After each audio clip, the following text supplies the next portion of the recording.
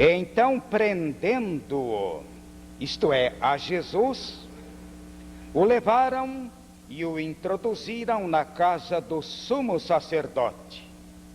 E Pedro seguia-o de longe. E tendo eles acendido fogo no meio do pátio, e havendo-se sentado à roda, sentou-se Pedro entre eles. Uma criada, vendo-o sentado ao lume, fixou os olhos nele e disse: esse também estava com ele. Mas Pedro o negou, dizendo: mulher, não o conheço. Daí a pouco, outro o viu e disse: tu também és um deles. Mas Pedro disse: homem, não sou. E, tendo passado quase uma hora, outro afirmava, dizendo: certamente este também estava com ele, pois é galileu. Mas Pedro respondeu: homem, não sei o que dizes. E imediatamente, estando ele ainda a falar, cantou o galo. Virando-se o Senhor, olhou para Pedro, e Pedro lembrou-se das palavras do Senhor, como lhe havia dito: hoje, antes que o galo cante, 3 vezes me negarás. E Pedro, saindo fora, chorou amargamente.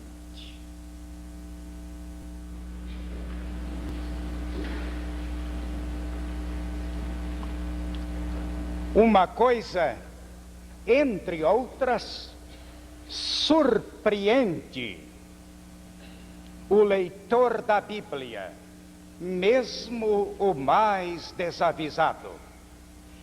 É que a Bíblia, a palavra de Deus, não procura ocultar, nem disfarçar, nem negar os pecados dos santos. Aliás, a propósito, foi o grande e notabilíssimo evangelho Dwight Moody que asseverou que essa é uma das razões porque ele acreditava firmemente na inspiração divina das Escrituras. É que elas não ocultam os pecados dos santos, os homens mais notáveis de Deus, os servos mais extraordinários da história da salvação, que eventualmente escorregaram, cometeram deslizes, tiveram essas faltas registradas na palavra de Deus, não para que eles fossem lançados à execração pública, mas para que o seu doloroso exemplo servisse de referencial e de advertência para os fiéis no transcurso dos séculos. É desse modo que nos posicionamos relativamente à dolorosíssima experiência do apóstolo Pedro, de que estamos nos ocupando desde o domingo passado, sob inspiração e orientação do Espírito de Deus. Quando nos reportamos à experiência de Pedro, não o fazemos para incriminá-lo. Quem somos nós para fazê-lo? Fazemo-lo, entretanto, para que aquela experiência do notável servo de Deus sirva de advertência para todos nós, especialmente para aqueles que se imaginam irrepreensíveis e santos em toda maneira de viver, para aqueles que presumem que não vão cair, que são irrepreensíveis, que são inatacáveis, que não têm um ponto fraco, ao contrário do que reiteradamente asseveram as páginas da Santa Escritura. Pedro caiu, Pedro escorregou, caiu. A sua queda foi pública, de sorte que sobre ela não havia a menor dúvida. Mas Pedro não ficou no res do chão.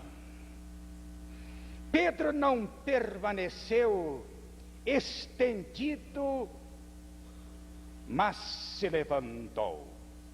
A reabilitação deste extraordinário servo de Deus é indicativa de que, na eventualidade de que alguém venha a experimentar um deslize, pode recuperar-se, pode levantar-se, pode experimentar um soerguimento que venha a proporcionar aos servos de Deus, ao povo de Deus, à Igreja de Jesus Cristo, muitas alegrias do Espírito Santo.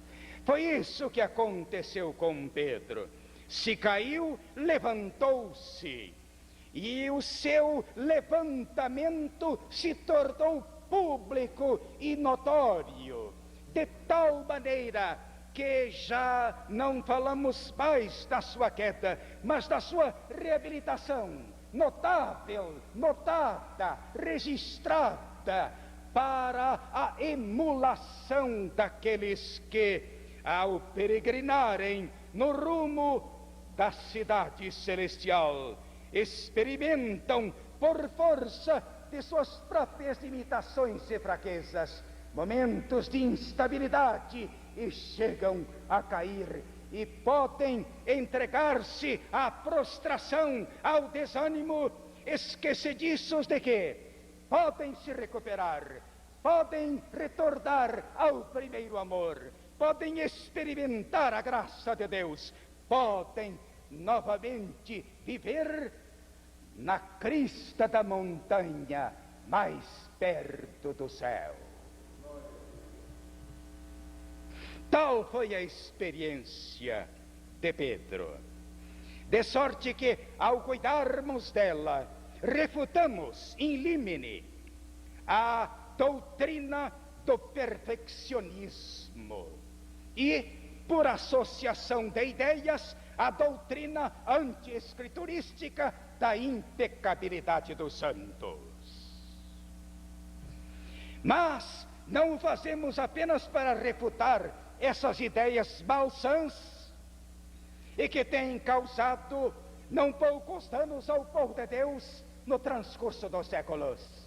Fazemo-lo, sobretudo, para que, na investigação das Sagradas Letras, busquemos o aperfeiçoamento espiritual, andemos com Deus, vivamos de modo irrepreensível todos os dias de nossa vida, façamos a vontade de Deus, obedeçamos aos seus mandamentos, sirvamo-lo, porque enquanto estamos ocupados no seu reino e no seu serviço, não daremos aço a que o diabo se introduza para comprometer a nossa vida espiritual e para neutralizar a nossa influência santificadora. Assim, meus distintos irmãos, nós vamos nesta noite analisar os elementos determinantes da reabilitação de Pedro e as suas evidências. Mas antes de fazê-lo, cumpre reiterar essa asseveração escriturística, até que o crente, o salvo pela graça de Deus, está sujeito a um escorregão.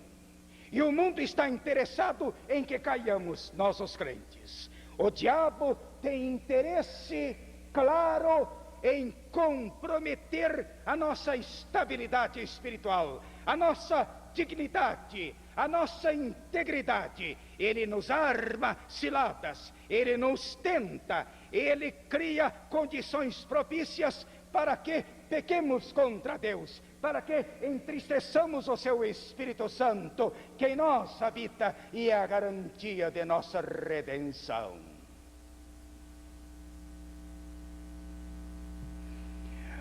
Tanto assim é que João, o apóstolo, num dos documentos de sua lavra, faz esta asseveração, que sozinha bastaria para neutralizar o casuísmo perfeccionista, dizendo assim: meus filhinhos, estas coisas eu vos escrevo para que vós não pequeis.